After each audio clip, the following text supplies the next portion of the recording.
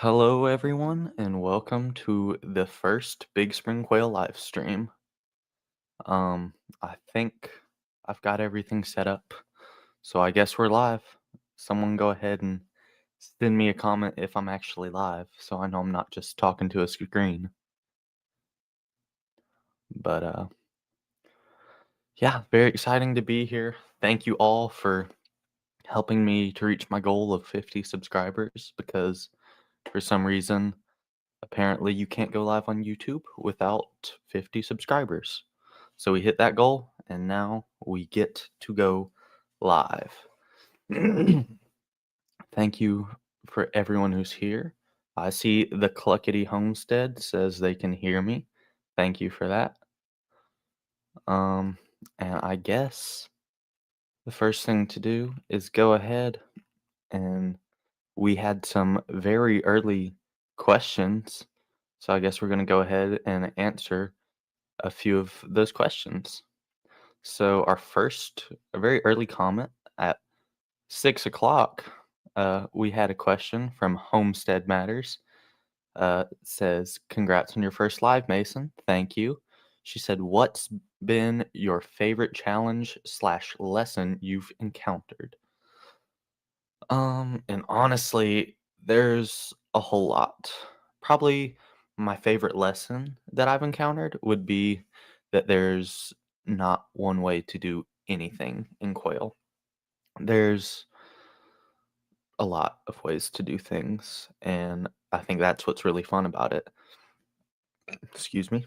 There's friends I have who raise quail in pens in their backyard, and then there's friends I have who raise quail who raise 10,000 quail in a big barn, and I like to consider myself a fairly middle ground. I actually raise quail in an old house on our property. It's the house that was here when my parents bought the property, and we lived in it briefly, and no one's lived in it since. And for a winter, I had my quail in my dad's shop. And after that, he was pretty sick of smelling them and suggested that house. And so now there's quite literally a quail house. When I say quail house, I mean quail house. There's quail in the kitchen, quail in the living room. We've ripped up carpet where the quail are. There's even an oven in there that some of the quail cages sit in front of. And there's electricity, insulation, and it's a pretty great place to keep them. And I'm fortunate enough to have a middle ground and just do what works. I would say that's probably the best lesson. Do what works for you. For the first 2 years I did quail, I didn't own a cabinet incubator, and I did just fine. And because I did what worked for me at the time. Now I have two hatching time incubators because that's what works for me now. But that's probably the best lesson I've learned. Best, favorite, all of the above. Our next question is from the Cluckety Homestead. Very nice to see you guys in. They say, "Congrats, Mason. We're happy for you. Or we're so happy for your business and first live stream. I'm guaranteeing that will not be the last time I stumble over my words today." Because as I think I've mentioned, just talking to a screen and only seeing me is a little odd, but I'm glad there's at least people here to chat with tonight. But they asked, "Do you have any future big plans with your business after high school?" If you don't know, I'm currently in my senior year of high school. Spring semester will be my last semester in high school. So, yeah, I really don't have any huge plans for after high school with my quail business. For now, I think it's going to be able to remain steady and just stay where it's at. Um, and unless this spring just blows up for me, right now I have no reason to need a big new barn or anything. I'm very steady with my numbers and everything's going pretty well. So to answer that question specifically, Big Spring Quail is not going anywhere after I graduate high school, but I'm not taking a huge dive into it. I'm gonna do some school for sure. I'm gonna at least do 2 years. Maybe get a job, maybe go for a bachelor's. I'm not really sure yet, but we'll see where it goes. Um, Going through the rest of the comments, Mr. Aaron Gidros said, I'm here and in the front row. He's on his account and Gidros Family Farm account. Um, a lot of hellos. Hello to everyone. Two Chicks is in the house. Cluckety Homestead told me they could hear me. Thank you, Mr. Gidros. He gave me some phenomenal advice. Click on the comment to show it on the screen as you read it. He's my tech support guy, even though he's just a little bit older than me. Very helpful, Mr. Gidros. But yeah, if anyone has any questions, feel free to drop those in the chat below. I'm definitely going to be doing a few giveaways tonight. I'm probably going to be giving away one of these nice big Spring Quail hats right here. Um, they're very nice hats. I like the hats a lot. And definitely giving away some hatching eggs. And uh, yeah, maybe multiple giveaways, maybe one giveaway. We'll just have to see. But we have another question from Mr. Aaron Gidros. He said, do you threaten your quail with the oven to keep them laying?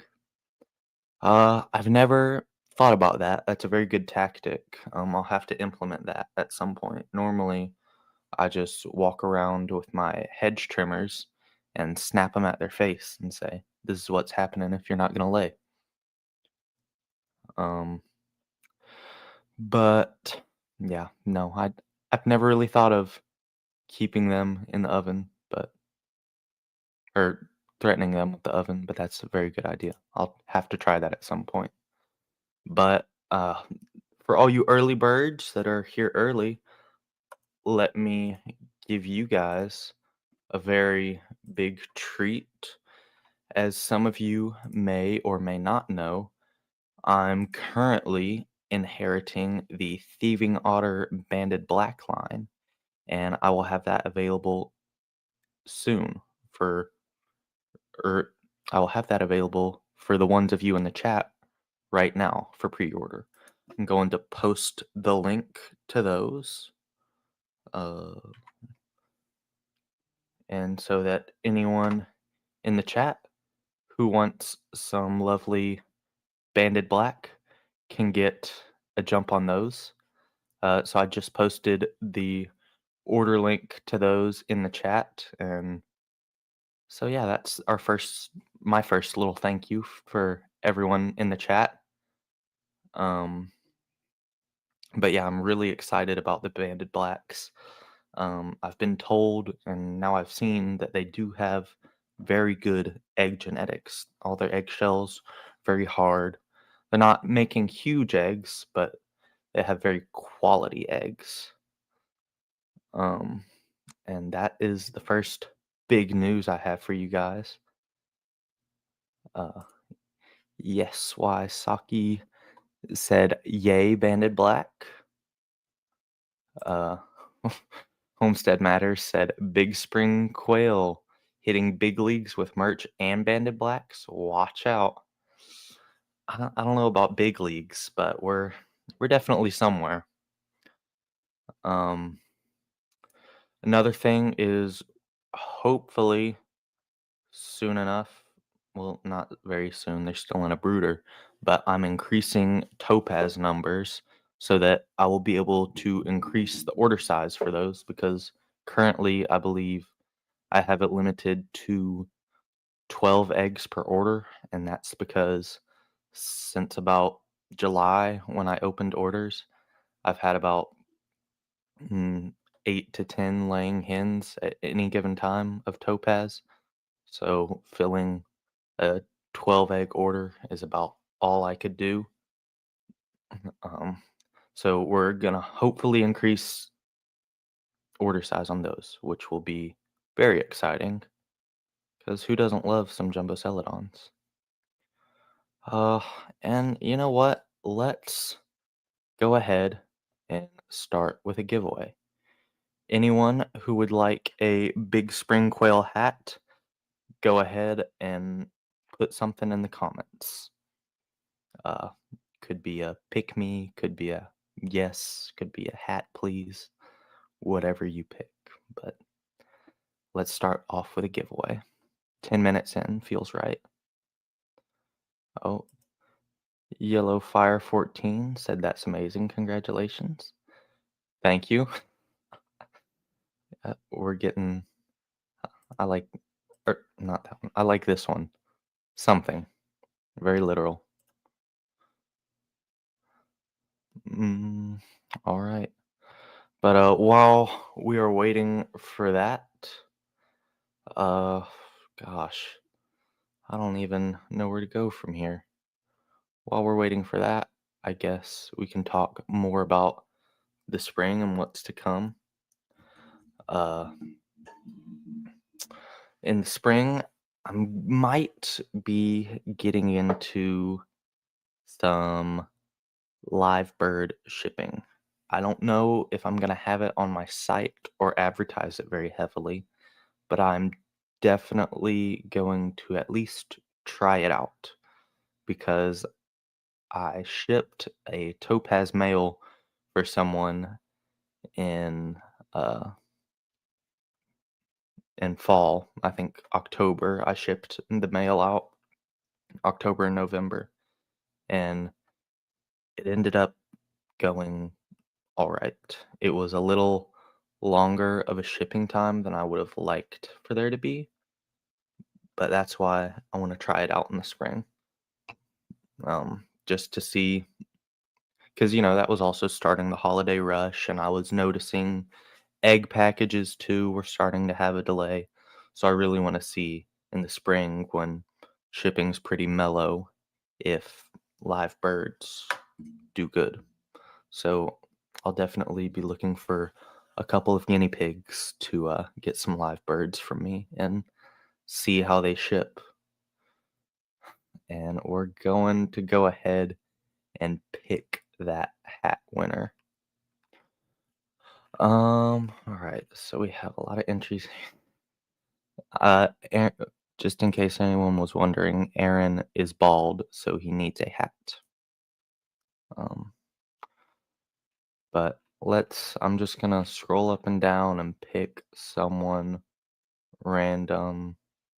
Actually, I'm going to pick uh, Dean Smith here is gonna win the Big Spring Hail hat because I said say something, and he took me very literally, and I like that. So, Dean Smith, if you want to message me on Facebook or shoot me an email at bigspringquail@gmail.com, either of those, and I'll get you your hat. But it looks like we've got a couple questions in here. Um, So, Homestead Matters would like to know what my biggest goal for 2026 is. And that's honestly a really tough one because I've got so many goals and ways I want to improve. But I'd say my number one goal for 2026 would be to run a on paper profitable business, whether it's a dollar or whether it's two, because the last couple years, as I'm sure all of us do, I buy a little more than I sell. Because, if there's a good deal on a cage, you have to buy it, right? Like, I was scrolling Marketplace one day and I saw this huge, like 72-inch long GQF cage for $500. And I talked him down to 475. So obviously, you have to buy that, right? Or if you get a good deal on a hatching time incubator, you gotta buy that too. And you can sell a few eggs to warrant the cost of it, but doesn't always work out. So that's definitely a big goal for 2026. Uh, I also in 2026 would probably like to average about 10 or more hatching egg orders per week. I'd say in 2025, I probably averaged anywhere from 2 to 4 on average per week. Obviously, like my Quail Thursday sale, that was a big week. I had a lot more orders than 2. Um, when it was really hot and, like August and July, not a lot of people want eggs, so some of those weeks I went without any hatching egg orders, but excuse me. I do a lot of eating eggs to a local Mennonite community, so that really helps to supplement with stuff like that. Um, but yeah, I'd say it's really hard to pick just one goal for 2026 because there's so many. And this is a great question for everyone. So, everyone that's here, go ahead and I want to know all of your biggest goals for 2026. So, Homestead Matters, let's start with you. I want to see what your biggest goal for 2026 is. And next question here is, do you ship USPS? The answer to that is yes, I do ship USPS.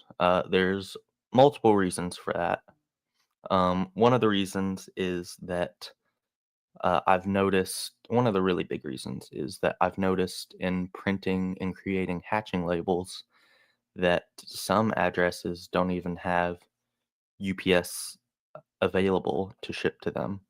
And I say UPS because UPS is the only other shipping method that I'm aware of people using.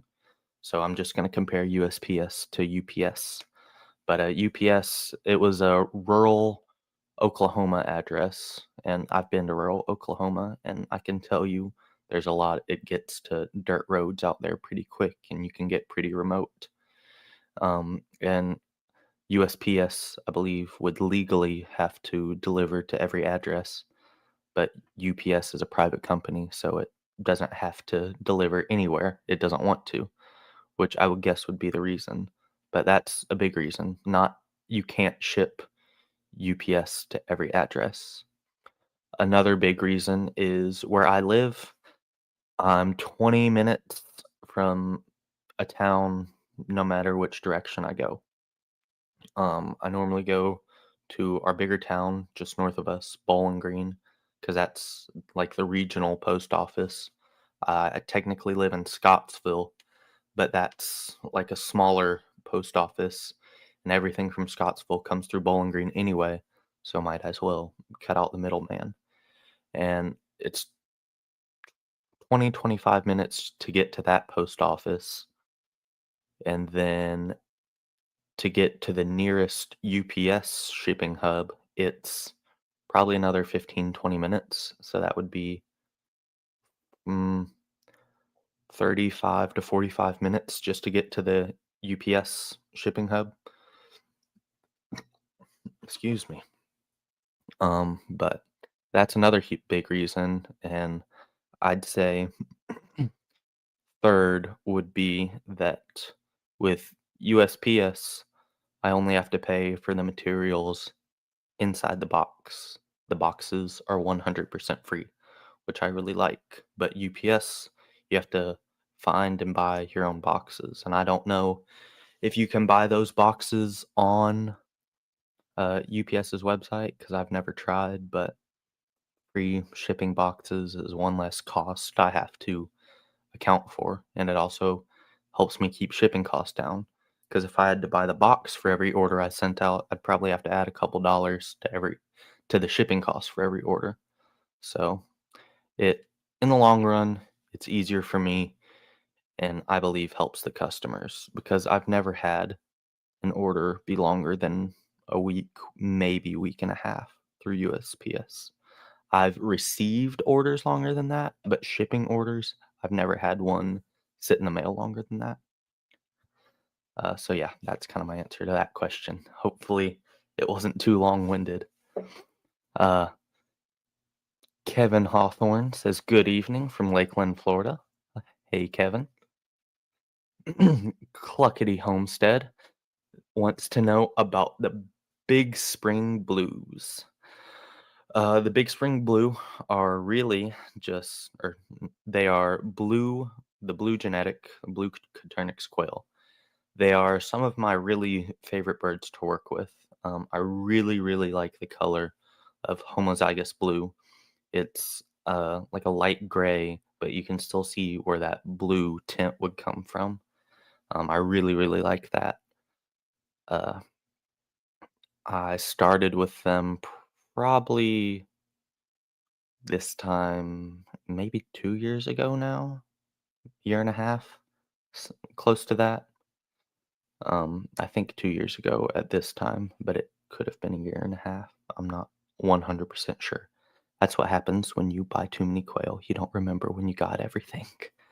But it's a line that I've worked with for a little while now, and I've put a lot of EB into it because personally, I think homozygous blue EB looks very good.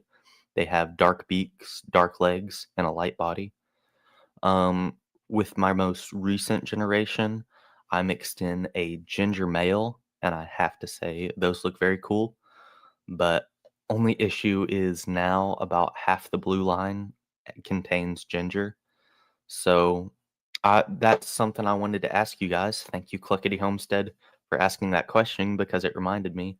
I wanted to ask everyone how they feel about having ginger in the blue collection pretty heavily. It's probably in about half the collection. Should I do more breeding to get some gingers and regular blues, or would you guys like the idea of having pretty ginger blue heavy stock? Or do you need to see pictures before you decide? Please let me know. But honestly, they're a very docile line too, which I was fairly surprised by because it showed up pretty early on. I didn't have to do a lot of work on temperament breeding. I could immediately work on structure and color, which was extremely nice. I'd say temperament breeding takes out almost a year of a good line because temperament is super big. But yeah, Big Spring Blue. We're also going to be upping numbers on Big Spring Blue. So the order limit won't be 18 anymore. It'll probably bump up to 24, maybe even 36, depending on how many females I get, which we all know I'll probably end up with 2 females, 15 males. But yeah, that's Coturnix quail for you. Uh, oh, that is my fault for reading Dean Smith. I'm sorry. Deanne Smith is looking forward to the hat. I apologize for that. I see, just say names. I'm sorry. My computer's trying to die on me, which would be really unfortunate to do in the middle of a live stream. So let me plug it in. All right, that should save us. But yeah, Deanne, please uh, shoot me an email or a message on Facebook, and I'll get that hat to you. Um, Two Chicks says hi, Mason. Hello, Two Chicks. Uh, Aaron Gidros says his main goal for 2026 is to network and collaborate with more farms and homesteads. It's a very good goal, Aaron.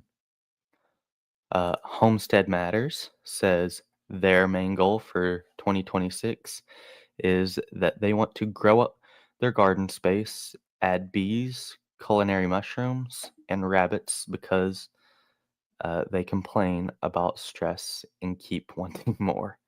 I can relate to that. Aaron says his second goal is to release a few projects he has brewing. Can't wait to see what that is. I have a question from Yellowfire14. What do you think your 5-year goal is with quail? You guys are really asking the hard questions because I don't know my 5-year goal with regular life, much less quail. But I'd say in a perfect world, my 5-year goal with quail would probably to be a large increase in production, whether and find a very specific spot in the market that worked for me, whether that was frozen feeders for reptiles, if I just increased hatching eggs a lot, if I did a lot more eating eggs, a lot of live birds, that would be the goal is to probably like get a nice quail barn because honestly, I do have a nice indoor place, but the floor plan of a house isn't really conducive to how many cages you can put somewhere because in a long square building, you can line the walls up and down with quail cages and even put some down the middle. But in a house, the rooms are cut up and some are squares, some are bigger squares.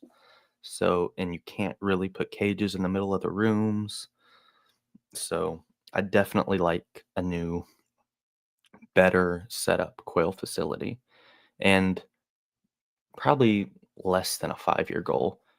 Get some HVAC in there because I don't mind the winter as much because the quail really keep a lot of heat in there, but the summer is hot, let me tell you. It gets hot in there. So I would definitely like to have an air-conditioned quail barn in the next 5 years. But realistically, I really don't know where Big Spring Quail is gonna go. Another part of that 5-year plan would definitely be to grow the YouTube channel, because honestly, I like doing these live streams where I get to talk with you guys, and I like making videos that help other people, and I think I'll learn to be okay with being in front of a camera, but we'll see. But right now, the 5-year plan is unsure, but there's goals. Uh, let's see. Troy Rhodes says his goal is to get a website built and to start shipping eggs. It's a very good goal. It took me 3, 2 full years in Quail, and then going into my 3rd year, I had a website. Um, website I will recommend to anyone who wants to sell hatching eggs or have a business that a website is the number one thing to start out with because when I did not have a website, I did not a ton of advertising. Uh, and I think I did about 10 hatching egg orders the first year that I was in PIP. And I didn't really want to be big into hatching eggs that year. I wanted to focus on growing my stock that year. But when I got a website, I didn't have to advertise that much to get. Um, I'm more than I did more than 10 times the sales this year that I did that year. So if that tells you anything, let's see. John says, I have rabbits now. I'm hatching some quail out, wanting to get started learning to grow out in my retirement. It's very nice. I think that would be as long as you don't dive too deeply into it because quail will break the bank if you're not careful. Ask me how I know. That'll be a nice little retirement gig for you. Yellowfire 14 wants to know what is one of the largest struggles you had with quail. It's a very good one. And it starts with my answer to that would be about this time last year. Um, I what I was going into my first big year. I had built my website. I was like, all right, I'm gonna have big sales. And what I had done was set all of my lines that I wanted to carry into the next year in the incubator, hatched all the eggs out, and had, less than 1 week old chicks in the brooder. I think there were about 200 of them, maybe 150, but somewhere between 100 and 200. There were a lot of babies, and they were every single line that I had at that time. And I did what I would later learn is one of the dumbest things you can do, which was, excuse me, I got rid of all of their parents. I got, I sold every old quail in my barn And I was like, oh, score. I sold all my old birds. I don't have to cull them all. That's going to be so easy. And so I sold all those birds and all these chicks hatch out. And I'm like, okay, the chicks hatch out. Now I can get rid of the old birds. No, don't get rid of the birds until the quail chicks are grown and laying eggs. Because what happened was it was cold. It was really cold out. And all of those chicks uh, chose to not live under the brooder plate like they were supposed to. And, or half of it was that, and I think I had a moldy batch of feed that I didn't know. So every single one of those chicks, except for one, died. And that was the famous Guillermo. And so then I had I had lost a bunch of my lines, and I had to go back to friends and say, "Hey, I just killed my entire, let's say, jumbo white line. Do you have any jumbo whites I can have to build back?" And lucky for me, I have great friends, and a lot of them said, "Yes, I'll help you out." But it put me a month or two behind of where I wanted to be because I was hoping to be ready to ship eggs in February, and I wasn't ready until April. So that was definitely a big struggle there. Another big struggle was earlier this year, first year with a website.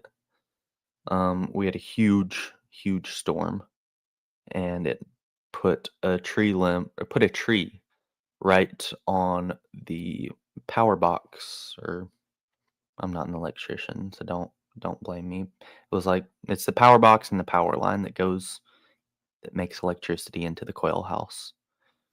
Um, and that was out of power for 3 or 4 weeks. And it was easy enough to keep the quail cool. I opened all the doors, even though I didn't have fans. It stayed pretty cool. But under a roof in a house, under a bunch of trees, even in the midday, there's not enough light getting to those quail. So they all stopped laying eggs for a couple weeks. And that put me pretty far behind too. But I mean, there's all sorts of struggles you go through in quail. Uh, yeah, I'm sure there's a lot worse stories than the ones I've given you, but those, luckily enough, are the worst I've had so far. All this talking makes my throat dry. See. Brooke Myers said, I want more color variations of jumbos. Oh, for her goals, this is what this is. I want more color variations of jumbos. I want to make the processing of the 1 year old worth it. Definitely can understand that. That's another thing I'm going to be doing this spring is adding hopefully a feather sexable jumbo mix and a regular jumbo mix. Because I'm adding gingers to the jumbo collection, keeping jumbo browns. I'll have a lot more jumbo Egyptians. I've got jumbo fawn, and maybe I'll be able to add the big spring blues into that mix, but I need to nail down that line, and I need to do some more hatching and weighing to see if they are jumbo. Uh, Homestead Matters said for the blue gingers that they would love to see pics. I will get those pics out on my Facebook sometimes this week. Then Brooke Myers also said definitely pics. Uh, Homestead Matters says, who says you can't put cages in the middle of the room? I would love to put cages in the middle of the room, but then there would be about a foot worth of walkway on either side. And I don't really feel like putting a 2 foot wide poop tray through a 1 foot gap. And in one of the rooms, there's a ceiling fan, which I do highly recommend for air circulation because it works very well. But that ceiling fan, when I'm standing up, it's touching my head. So there's no way a quail cage would be short enough to go under that. Oh, very smart man. Mr. Guidros said, make sure everyone hits the thumbs up. Everyone, please hit the thumbs up. And as Mr. Guidros would say, I don't need your negativity. Hit the thumbs up. Um, Abella teacher says, I want to know more about ginger quail, variety of varieties, and how to distinguish male slash female from the feathers. And that's a very good question. Ginger was a new genetic discovered by my friend Rebecca Lynch at Thieving Otter Farm and my other friend Michael Rose of Southwest Game Birds. Ginger is basically it's one of those genetics that in my head, how it makes sense is in my head, I call it a blanket genetic. Or, and what I mean by blanket genetic, it means you can put it over anything. It's kind of like blue. So if I put ginger on a jumbo brown, I could still see all those jumbo brown markings, but the ginger would mess with the feather coloration and dilute it to where it looks ginger colored, I suppose. And ginger is only, you can only see ginger in the homozygous form. It is a recessive gene. Uh, it really distinguishing male from female. Your best bet is always to vent sex, is what I tell people. Even if it's feather sexable, I still vent sex because sometimes you can get males and females that don't present as they should. And if you want to keep a good feather sexable line, that should get out of there. So it's always best to check. But it really depends on what you put ginger over. So if I put ginger over farrow, which would be uh, kind of the coloration you see on a jumbo brown, just farrow is the pure, clean version of that. It's feather sexable, so you can still see the speckles or rust colored chest. So the speckles would be your female. The plain rust colored chest would be your male. But then if I put it over something like Tibetan, you could not tell male from female on a ginger Tibetan. They would look the exact same. The female might be a little bigger.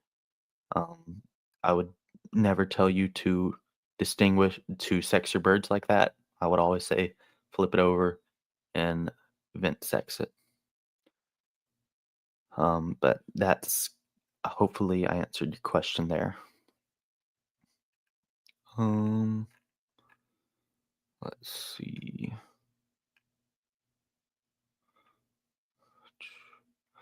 Uh, Also, I have jumbo celadon eggs coming from your farm, and I'm hoping to get some ginger females.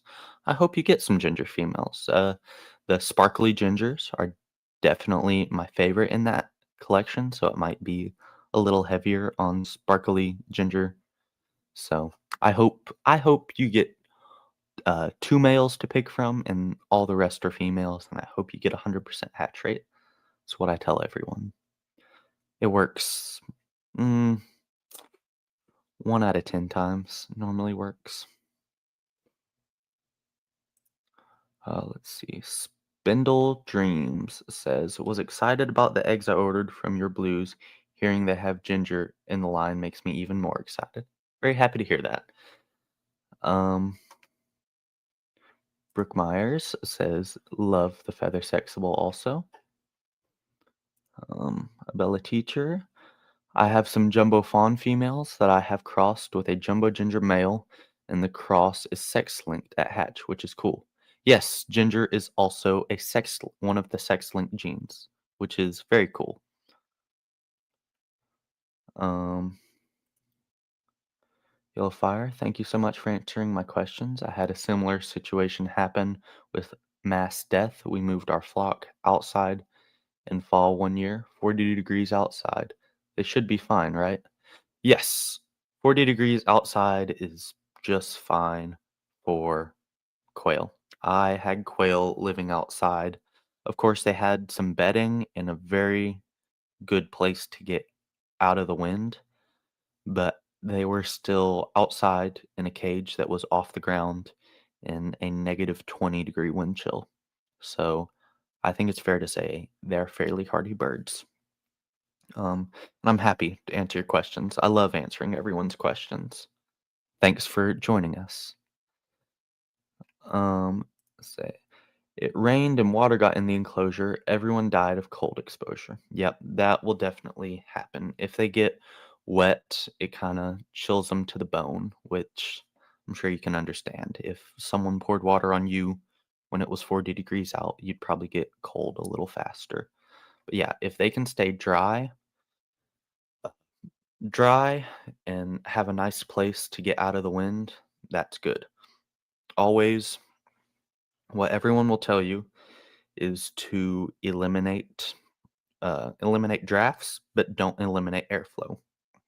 So don't drop plastic over the sides of your enclosure and expect your quail to be okay, because then they're not getting oxygen and all they're breathing in is their poop fumes. You don't have to close off the sides, but you might have like a little box or covered area for them to get out of the wind if they choose.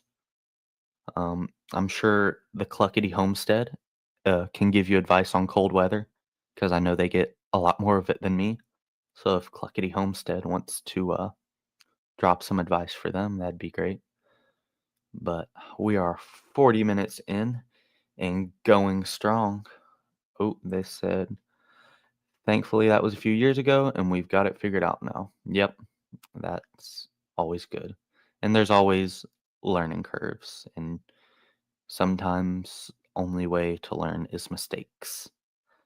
But we are now over 40 minutes into our first live stream.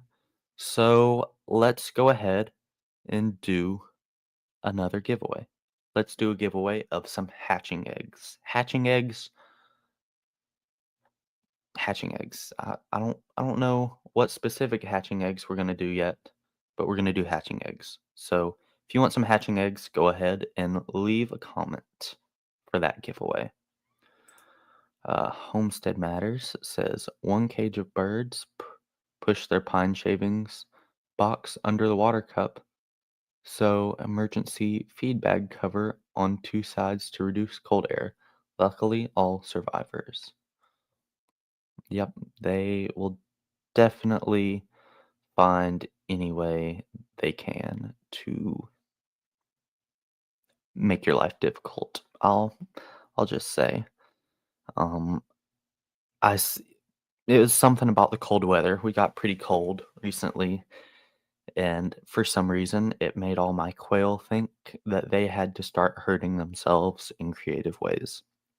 I had one quail figure out how to hang itself in the cage. I had one cage dump a whole bunch of water into their trough. I had one cage. This was my fault. But so if anyone has the hatching time cages, they've got a little latch, and you push the door closed, and the door really stays closed when you push it close.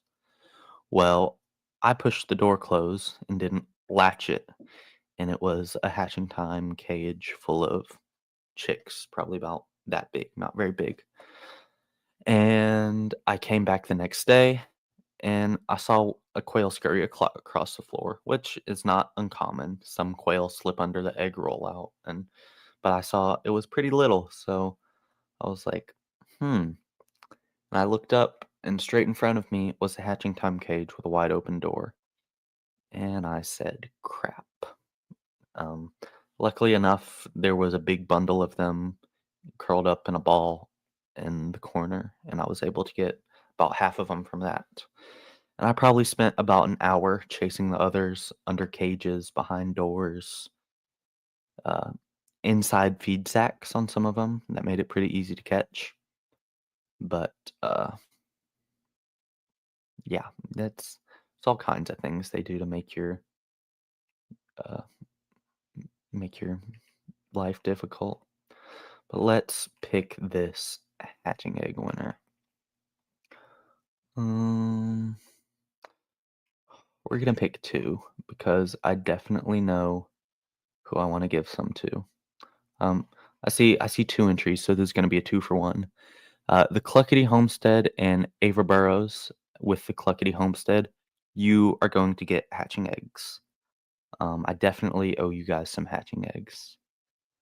And then someone else. Um, let's see. Let's go with Yellowfire. You have been asking a whole lot of good questions, so you're gonna get some hatching eggs today. And feel free to email me, bigspringquail@gmail.com, or message me on Facebook to claim your prize, and I'll get with you on what you want and when I can ship those to you. Um, yeah, so those are gonna be. Mike Lynch says, "Don't tell his wife if he wins hatching eggs." I can respect that. A Bella teacher said, "I'm a newbie with quail, but I'm having so much fun. My teens enjoy it too, though I am very much the weird, stubborn homesteading mom on the block." Yep. I mean, I'm a teen too, and I definitely enjoy quail. I'm 18 years old, and I love quail. I started quail at 15, and I've loved it since then. They're definitely a nice learning curve in life, but I think they're worth it. I haven't decided yet, but I'm pretty sure they're worth it. Um, and I want to ask you guys another question. What do you guys want to see from Big Spring Quail in the year of 2026? Do you want to see more varieties available? Do you want to see more? Do you want to see regular live streams? Maybe even guests? Do you want to see a lot more YouTube videos? Let me know what you want to see from Big Spring Quail in the year of 2026. Um, Ava Burrows says, "Thank you so much." Of course, Ava, you're very welcome. Let's see. Homestead Matters said, "Can totally relate, but it's so rewarding, isn't it?" It is generally rewarding when they're not pains in the butt. Let's see. Spindle Farm said, "We are supposed to drop down to 9 Fahrenheit tonight, so the birds have bins with hemp bedding in the enclosed area, and I will be crossing my fingers." I'd love to know what part of the world you are located in because 9 is definitely low. We are in South Central Kentucky, uh, but we're in a very unusual warm streak. I'd say right now we'd normally be at about 40. I believe the high for tomorrow is 73. So, Aaron, and all you Southerners, go ahead and take back your weather. I like the cold.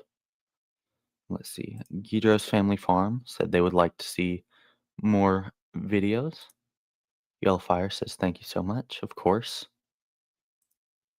Deanne Smith, not Dean, said live stream and guests. That could definitely be a fun one. The Cluckety Homestead. I want to see videos of my setup, my birds, and they think talking about failures is important for others to learn from. I can definitely agree with all that, and I am definitely planning a barn tour. Um, but I definitely have to clean up the pile of feed bags before I do that, unless you guys are a no judgment zone. Because there's also a recliner in the quail house. I don't sit in it, it's pretty gross. But if you guys aren't judgy about the cleanliness of my quail house, I can do a video pretty soon. If I have to clean up, it's going to be much longer because I'm very good at procrastinating. Yes, Saki said, "I vote YouTube videos." Uh, a Bella teacher wants instructional videos, but also vlog style, including what challenges come up in ag business and raising animals. That's a very good one because I love ag business and If you didn't know, we have more than just quail. I'm the only one who raises quail on this farm. Uh, the rest of my family, including me, also raise about, I don't know, I'd say maybe 40 beef cows, uh, somewhere between 30 and 40 beef cows. And so we definitely do a lot with those as well. And I'd be happy to share content on those. Yellow Fire says, I vote for specifically a day in the life taking care of all the animals. That could definitely be a fun one. Uh, Jason Myers says, made a similar mistake with hatching time cages, mowing the grass, and came around the corner of the barn and had an entire covey of range living their best life everywhere. Yeah, and I'd like to say that's the first time I've left a door open, but it is not, and it won't be the last, which is unfortunate, but it's part of life. Spindle Farms is in southeast Wyoming at 6,000 feet in altitude. Um, yeah, they said we liked that warm weather, but we need some snow. Yeah, because I think if I know anything about Wyoming, which I probably don't, I believe snow is a lot of your moisture for the year. The, when it melts, I believe that accounts for a lot of you guys' moisture. Correct me if I'm wrong, but I can definitely understand that. Yeah. A Bella teacher says a weekly or monthly vlog style update. Um, Troy Rhodes says YouTube videos. Yes, Wysocki said Ohio getting a crazy windstorm tomorrow and Monday. I can definitely relate to windstorms because in the past couple years we've absolutely had some crazy ones. Yeah. Uh, oh, uh, they said we've been loving our warmth in Texas, in Central Texas. Yep, I can definitely relate to that. Um, actually, I can't relate to that because I haven't been loving the warm. I like the cold. I really like the cold. Mike Lynch said, I need a recliner in my quail room while drinking my coffee. Sounds great. You know, maybe in the winter it would be pretty nice because it doesn't smell too bad in there, but not in the summer. It smells bad. It's hot. It's dusty. No. Cluckety Homestead said, yes, Ohio. I'm next to Lake Erie. We get some crazy lakefront weather. I bet.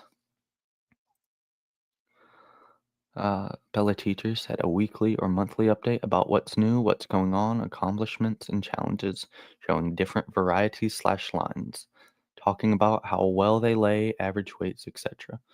Could definitely do that. No judginess here. Definitely appreciate that. Yellow Fire said we've been getting 40 to 70 mile per hour winds in my area of Alaska. Temp, oh, I believe I know who that is. Um, Temps before wind ranging between positive and negative 10. I'll stay down here in southern Kentucky. I'll visit Alaska in the summer. We have a cabin in Canada, and even in the summer, the high temps are like 55. Um, Cluckety Homestead, yes, Wysocki says they're close. Clickety Homestead said, at some point, I'd love to learn how you got into judging, what you look for at shows when judging, and tips for what kind of quail colorations are best to bring. Honestly, I am not a quail judge. I'm sorry if I gave anyone that impression, but I am definitely not a quail judge. I was, I think, in the year of 24 last year, I was asked to be the youth judge at the Pips and Chicks virtual show. So that's some judging experience there. I have been to one in person poultry show and ended up winning Grand Champion Quail. And I believe I'm going to be going back to that show in Paducah, Kentucky. It's in February, I think. If anyone's interested, I could find the exact date.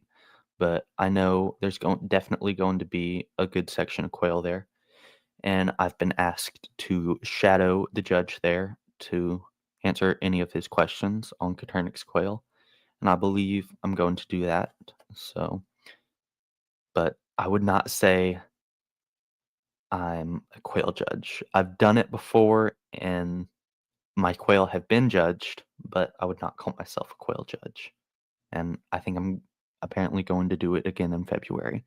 So if anyone's close to Paducah, Kentucky, which I think even I'm about 3 hours from Paducah, but if anyone's willing to make a drive, meet us in around Paducah, Kentucky for the Western Kentucky Poultry Show. Um, Smindle Farm said, "Yep, most of our moisture comes from snow in the taller mountains, and Grin, our wind this last week was bad enough to derail a train." Yeah, sure. Hmm. Yedro's family farm. It was 86 here today. That is, we won't see 86 until June, July, maybe even. That's too hot for me, pal. Of course, that's what happens when you live in the ocean. Um, yeah, Deanne Smith said that she also wants a day in the life. Uh, said this person said, "I'm learning the colors or trying to. I hatched some eggs from you and no real idea what colors they are. LOL. My fault, but maybe more pictures on the websites to help us figure them out." I could definitely do that. I'm sure in my assorted mix, especially if you got that, uh, there's all sorts of eggs in there. There's some of those eggs that aren't even birds on my website. They're just birds that I have, and I might have two or three of them, which isn't enough to sell a whole line of them. But I'm more than happy to toss that in the assorted mix. Yellow Fire said 86 is criminal. I have to agree with that, but I believe, well, that's what happens when you live south of New Orleans. Basically, walk off his backyard into the ocean. It might be nice in the winter, but I would not want to be there in the summer. And we're closing in on an hour, and I believe for our first live stream, we're going to keep it at an hour unless you guys really want us to go longer. So, in the next few minutes, feel free to drop any final questions or anything else you want to say to me. Um, but I will make one more announcement, and it is that Big Spring Quail will also have progressive pied eggs to sell in the spring, and hopefully a good amount of live birds for progressive pied too. So that is something we're going to be offering. The very rare, very cool looking progressive pied. I'm very excited about having that and being able to offer it to you guys. Oh, yeah, they did get my assorted. So yeah, I believe in my assorted description it says, uh, "Trust me, you'll like these eggs," and that's because it might be jumbo Egyptian, which is pretty basic. It might be some celadons, or it might be something that is not even on our website and that I see in the quail barn, and I'm like, oh yeah, I'll toss that in the assorted mix. It's a good way to get early release of lines too, because I wasn't selling the blue line for about 2 years, but I was always putting blue eggs in assorted mixes or assorted orders. So it's definitely a fun way to slide some presents and surprises in a hatching egg order. Oh, we're getting comments. Let's see. A Bella teacher said, "Actually, it is super helpful to see photos of the same color slash variety at different stages. Uh, Newly hatched, 3 weeks adult, plus male and female." And I can definitely start making a dent in that because I don't even know how many different colors and genetics I have. And also, sometimes it's a little tricky because you can have, for example, fawn, and one copy of fawn looks one way, but two copies of fawn looks another way. So that's where if I was selling like a fawn collection, could look different. And collections are always hard because when someone sells, like me included, when someone sells a collection, it's multiple different colors. Like the topaz collection is rue pansy, ginger sparkly, rue sparkly, and I think two other things I'm missing. I should know my own lines, right? But that's and I can definitely make a dent in that though. Um, Jason Myers said, "Good job, Mason. Enjoyed it. Thank you. Thank you very much, Jason." Yellow Fire said, "I love what you're doing. It's so nice seeing the progress you're making for yourself." Thank you very much. Cluckety Homestead said, "Good job tonight." Thank you, Cluckety Homestead. You know how to get in contact with me for your hatching eggs, or Ava if she wants to get in contact with me. Guidro's Family Farm said, "Great first live, Mason. Proud of you, old man." Thank you, Guidro's Family Farm. Yes, Saki said, "Great job tonight." Thank you. Uh, Troy Rhodes said, "Congrats on the first live stream." Thank you very much. Abella Teacher said, "Looking forward to hearing more about Big Spring Quail. I'm looking forward to sharing it. Thank you very much." Mike Lynch said, "Looking forward to seeing what 2026 brings to you." I'm looking forward to it too because there's a lot of uncertainty ahead, but that's what's fun about it. Ava Burrows of the Cluckety Homestead said, "Good job tonight. Thanks." Of course. If you guys don't know, the Cluckety Homestead is another great youth run farm up in Ohio. Definitely give them a follow on Facebook. Spindle Dreams says, "Good job. Looking forward to your next one. Thank you very much." Homestead Matters said, "Job well done, sir." Thank you. And thank you all for joining me on this journey that was my first live stream.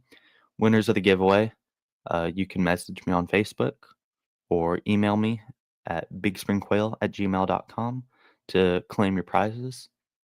And thank you very, very much, everyone. This will definitely not be our last live stream. The next one, I might try and find a guest for, but we will see where we'll go from here. Thank you very much, everyone, and have a good night.